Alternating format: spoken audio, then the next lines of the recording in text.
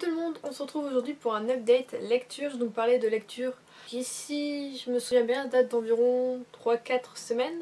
Bon, comme il y a eu des pauses entre deux, déjà la semaine dernière je voulais vous faire un update lecture mais j'étais extrêmement fatiguée et un peu malade, donc voilà, je le suis toujours un peu, mais bon, aujourd'hui je me suis dit qu'il fallait quand même que je fasse pour cette semaine.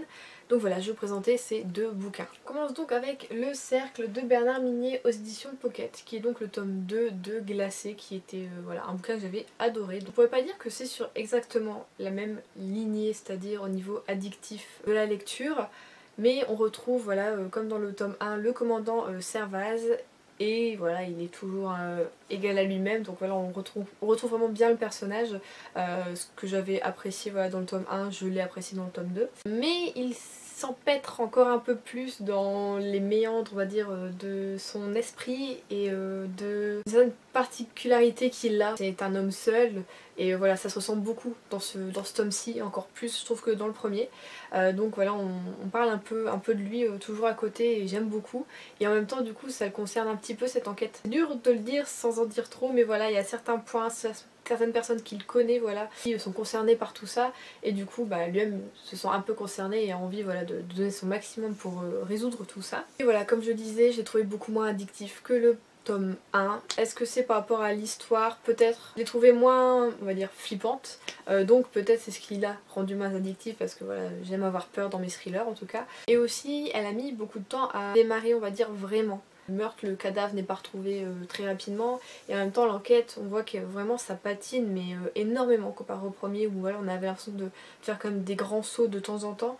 Là, c'est au bout d'un moment, j'avais l'impression qu'on enquêtait presque plus ou à certains moments, donc je me suis dit c'est pas assez pour moi là. Et ça reste quand même, voilà, que j'ai eu envie de le finir, que j'ai aimé, que j'ai été étonnée par la fin, que voilà, je me suis, comme pour le premier, laissée totalement balader et faite avoir, alors que j'avais énormément d'hypothèses. Celle de la fin n'était pas une de mes hypothèses, en tout cas pas jusqu'à la moitié du bouquin, voire un peu plus de la moitié du bouquin, c'est sûr que non, j'y avais pas pensé. Et ce qu'on a aussi en parallèle, c'est une autre petite histoire où on est avec une jeune femme, une femme qui, voilà, s'est faite enlever, et on veut savoir petit à petit par qui.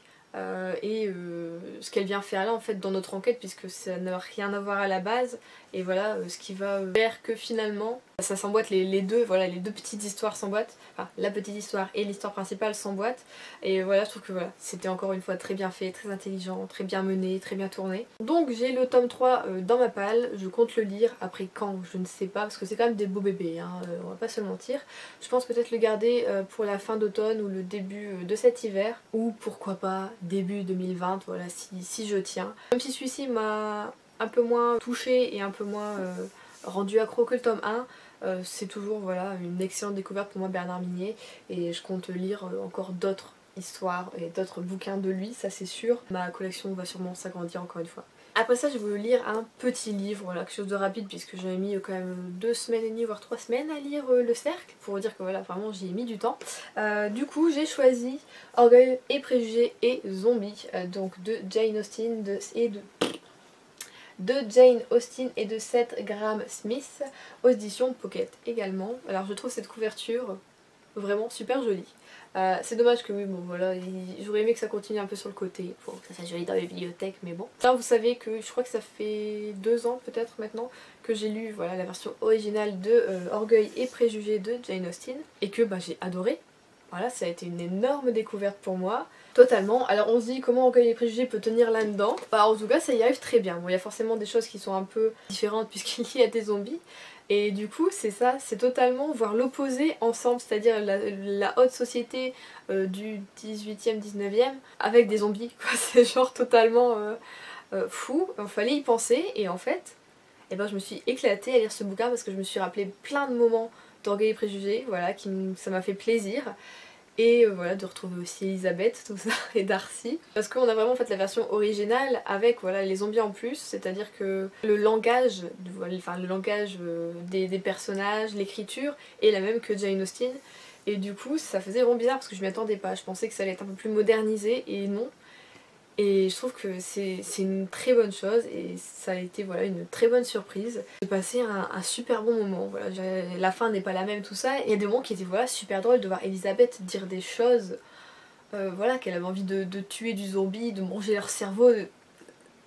Voilà, c'est totalement l'opposé et j'ai adoré. C'est pas un coup de cœur parce que c'est une petite lecture comme ça, mais voilà, ça m'a fait beaucoup de bien de le lire et même si bah, pour un petit bouquin j'ai quand même pris du temps du coup parce que bah, c'est quand même du langage voilà, soutenu. Et voilà, c'était quand même une bonne petite lecture. Du coup après ça je vais pouvoir relire un autre Jane Austen hein, sans penser qu'il sera fait en zombie.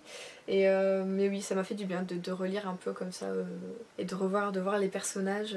C'est quelque chose qui me manquait. Ça a été une lecture rapide et qui m'a refait plonger un peu dans l'univers, dans la famille, dans les personnages, en Angleterre, tout ça. Donc voilà, ça m'a fait du bien, tout simplement. Et en même temps, ça m'a fait rire et sourire également.